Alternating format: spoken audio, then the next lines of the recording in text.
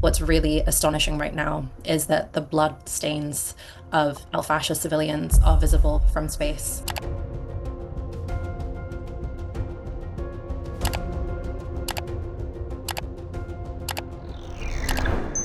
This is a moment that rivals Gaza, Srebrenica, Rwanda, and will go down in infamy.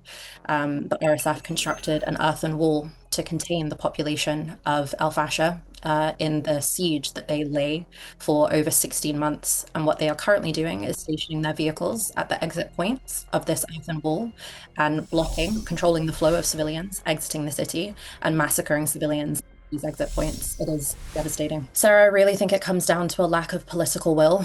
It's not a lack of information from by being received by the international community.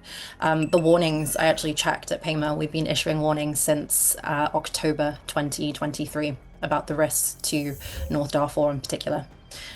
So right now, when we think about how do we save any lives that are left in North Darfur, particularly Al Fasher, but also in the Kordofans, where over the weekend we had a massacre in the town of Bara, where hundreds of civilians were also killed.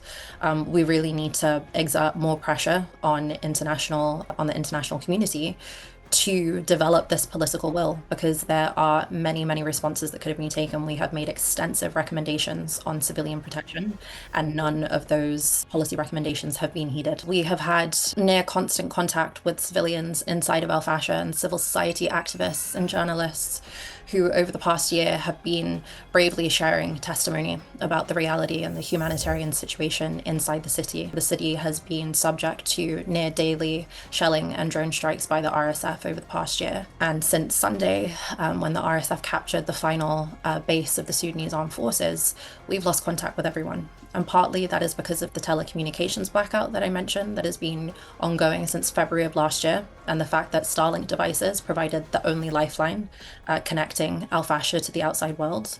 But it's also because the RSF have confiscated Starlink devices across the city.